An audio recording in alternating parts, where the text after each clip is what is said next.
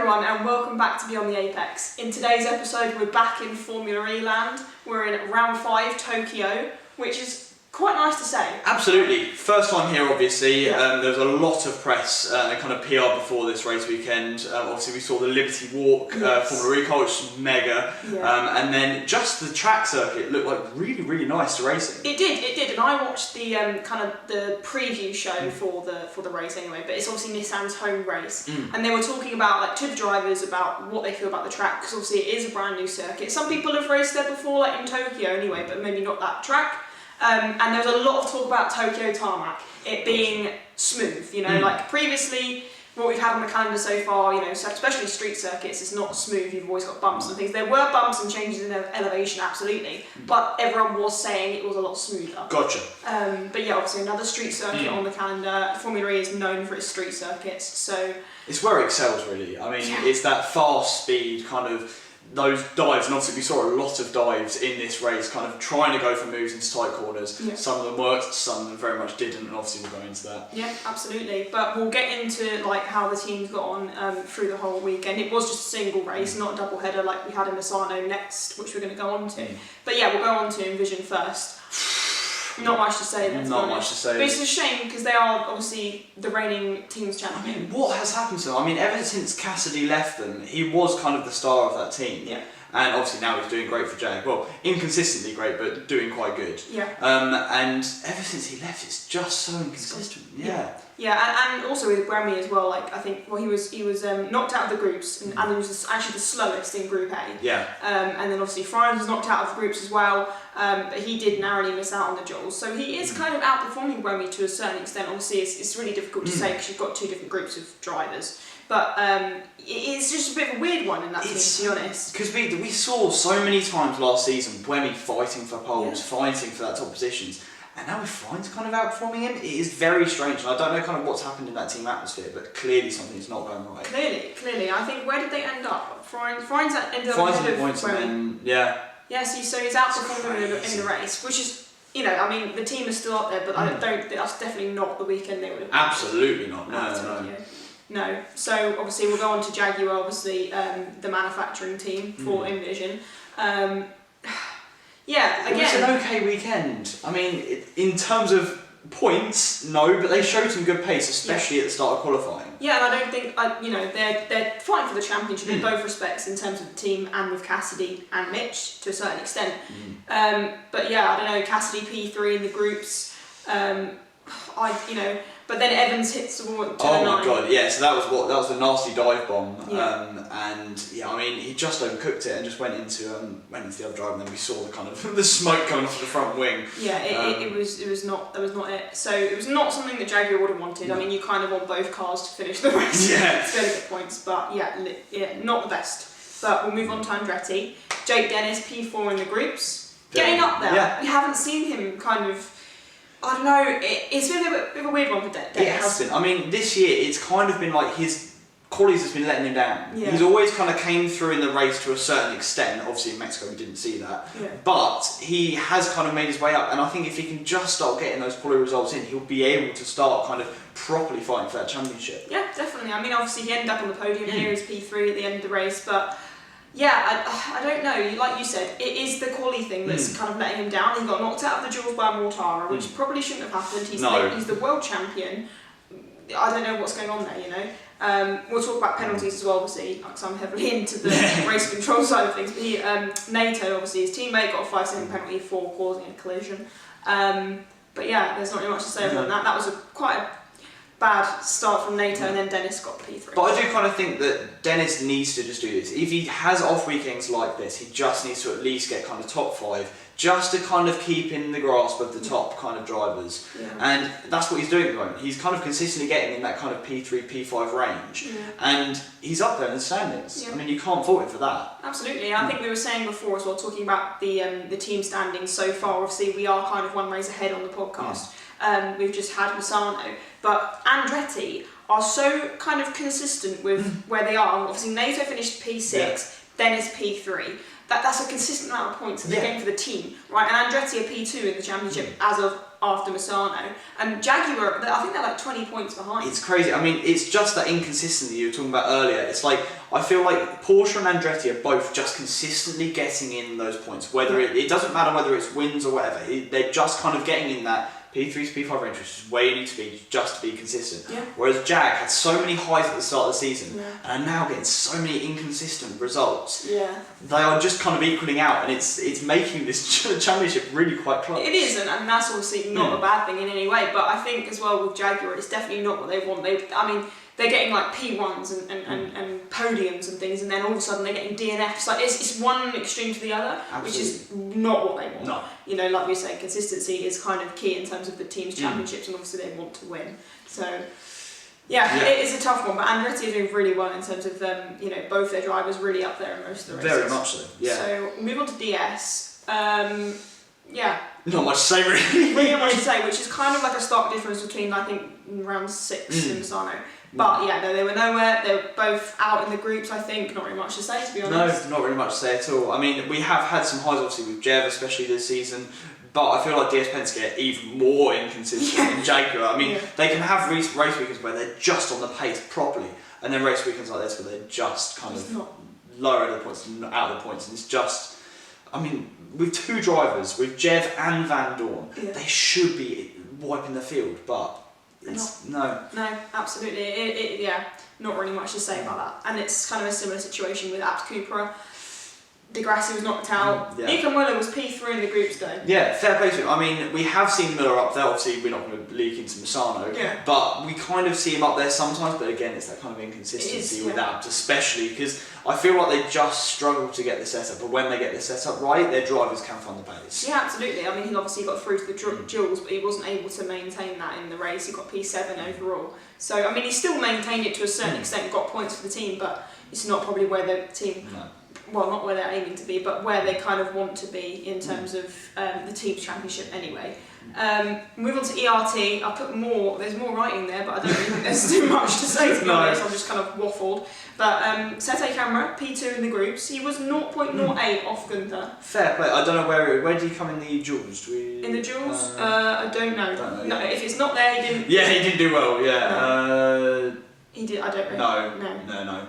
But showed pace in the groups at least. He showed pace, but and then obviously stark difference with Tictum out in Group B. Jesus Christ, we did see a couple of his classic standard moves on lap 1. That I feel like Tictum is just, his petulance gets on top of it. Yes. And he just gets too kind of riled up in himself in kind of contacts happening in lap 1 and everything, and he'll just send it and not think about the consequences. And in order to kind of improve, he just needs to iron that out. Yeah. Because he does have raw pace. We know that from Formula 2 and Formula 3. He has the raw pace. He just needs to kind of calm himself. Yeah, and also actually going back to Sete Camera, I actually he beat Muller in the duels, but he didn't get through to the semi-finals for the finals.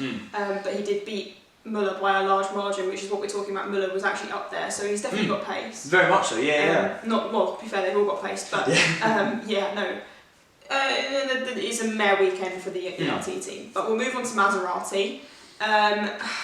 It's a shame. De Ruvela was knocked out in Group A. I mean, I think you've got a lot to say about De Ruvela. Yes, I do, yeah. Obviously, only rookie on the grid at the moment in this season anyway.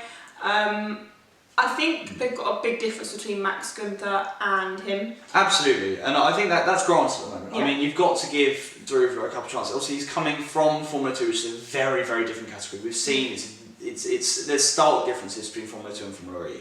And I think he's just slowly trying to... I don't even think he's thinking about points at the moment. No. I think he's genuinely just closing that gap to Gunther, because Gunther is such a good benchmark as a teammate. Yeah. He can always be on the pace. Well, mostly he's always on the pace, especially in qualifying. And he just needs to start closing that gap, which I think we are seeing from De Ruvela. I think so. And I think there's no hiding that I am quite a big De Ruvela fan, especially from Formula E. And it is good to kind of start seeing him close that gap. Obviously, he didn't get through in the groups. However, he's just getting closer. Yeah, definitely. And obviously, we'll talk about Max Gunther. He got the fastest time overall in the groups. Obviously, again, it's not much to say because they get faster times in semi-finals and finals. But yeah, no, he still beat Verline in the duels as well. Yeah. I mean, it was a very, very good performance from Gunther. Absolutely. And then obviously going on to the race side of things, it was their Maserati's first win since Jakarta last year. Unbelievable, and what a last lap as well. Yeah. I mean, that is kind of the classic Formula E. There is drama until the end. Yeah. And I mean, just seeing, I think it was Roland just trying to send him at any place possible. It was fantastic. Like, I was watching it because obviously I'm quite a fan of like the battery technology side of things. I don't understand how they end on 0.1%, but they were going around the last corner on kind of 0.5%, 0.1%. Roland, like you said, was trying to stick it up the inside on the outside and trying so hard. But yeah, no, Max just defended so well. And it was brilliant racing in terms of they were battling for P1 and battling for P3. Yeah. They were like side by side. It was that close. It was really good racing. But yeah, Roland couldn't hold off because obviously when you're racing at the front of the pack, you are using more energy. Yeah. So they had to kind of like let Max go through. And they just couldn't get it back. But, you know, great racing, like we said. Yeah, fantastic racing. Yeah, really absolutely. Was. Okay, so we'll move on to Mahindra now. I mean, that goes from one high to the other. It's such a shame. Obviously, I'm not going to, again, delve into Misano, but they've got 0 points in the championship. It's not brilliant. No, I mean, obviously, I feel like that the incident testing, rather than obviously starting the season off with one hand and one leg behind the back. Yes. And, I mean, it's just, they showed promise in qualifying, and they just can't deliver. No, they can't, and that is a huge, I think, reason. Like you said, testing. It has a huge reason for it, because obviously they've not got the data, the time they haven't spent to kind of like get to grips with the cars and how they work, which is exactly what De Vries needed coming back into Formula 1. But yeah, Mortara was P2 in the groups. Yeah. Showed pace. De Vries P6 in the groups.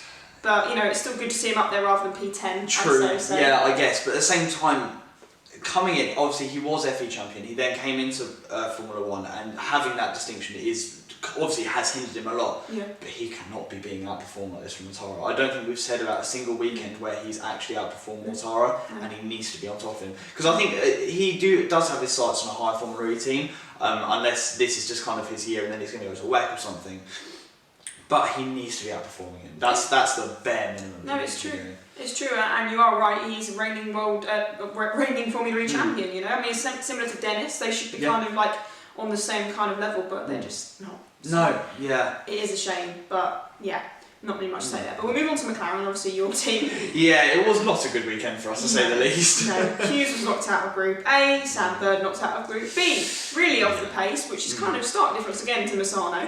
But I also do think there's consistencies between kind of McLaren and then kind of a Jag. I mean, there are weekends where we're really on the pace. Obviously, we saw Sam Bird win a couple of weekends ago. But then we just have these weekends where we're just off the pace, truly off the pace, and there is nothing we can do about it. Yeah, no, it's true, and I think, but like you said, I think it kind of like balances out with Jaguar because we have like one really good thing and then like one really bad thing, and then you're just there like, okay. And then we'll just have one good weekend that will give me hope, and I'm like, no. Yeah. Well, you know, never say never. Never say never, yeah. But, Jake Hughes turned 15 into the barrier, causing the yellow flag. That really wasn't really. It was just a racing incident. Yeah, but I would hedge more on a penalty. I think. Really? I think if he was so far ahead on the outside, I really do think that you do have to leave some space, and the Alp Cooper just didn't. He hit his wheels and didn't leave any space on the exit of the corner. And obviously, with Formula E racing on the street tracks, there is no room for stuff like that. You do need to be considerate of the drivers around you. And I do think, I think it was Sergio Camera, or was it Degrassi? No, Degrassi. He could have left more space. And I think it's more on the side of a penalty, I think. Obviously, they didn't. But I think it's more on the side of a penalty than a racing incident, in my opinion. Yeah. But valid, but bit of a difficult one as well, because obviously I couldn't see when the whole footage in terms of they didn't really show it. All they showed was literally him going into the wall. But a shame for Jake Hughes. It's just a kind of it was a poor weekend. And like you said, it's not what they wanted to see coming out of Brazil. With a win. Like was it one? Yeah. One year. I was like, I really think we needed to bring that momentum through. I mean, motorsport is all about momentum in this game, and it's we need to bring that through and have a good weekend, because I genuinely think after Brazil, the team were on such a high, a possible, I mean, I think Sam Bell was only about 10 points off the lead of the championship, and we were starting to think, actually, could this happen? Yeah. And then a weekend like and this. And you came back and you got P16 and P20. Yes, it really wasn't good. It really wasn't it. We'll move on to the Nissan quickly. Ollie Rowland, take it back. Honestly, but I think he is genuinely the highest performing driver this season so far. By far. Yeah. He is just, as you put it, is just a man on fire. Yeah. Got pole, consistently got P2, and he is just, has he been off the podium yet this season? I don't think so. And it's just a level of consistency that we just don't really see in Formula E. No, and like even the Jaguars are not like competing at that level. You know, it's insane. I cannot believe it. You know, he got a great start. He was side by side. Oh my God, yeah. Going into the first corner, and he managed to keep it stick.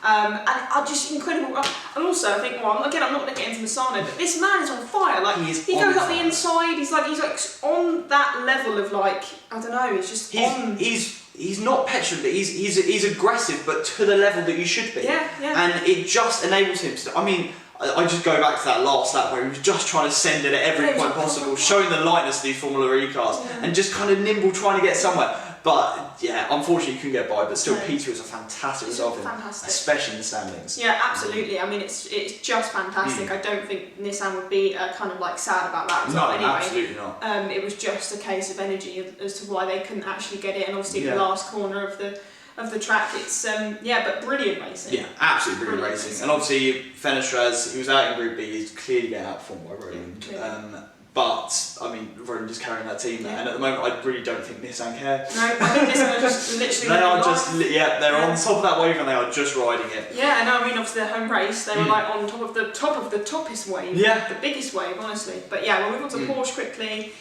Yeah. Shame, really, to be honest. Yeah, Antonio out in the groups. I mean, obviously he came back in the race really well. Did Verline get into the duels? Yeah, he did, because I think he was knocked out by Müller. Yeah. I think. Yeah. But obviously Verline needs to carry on getting these results. I genuinely do think he is one of the front runners. He's definitely one of the front runners for the championship. And he's getting these P5s which he needs to get. I mean, that is just the level of consistency you need.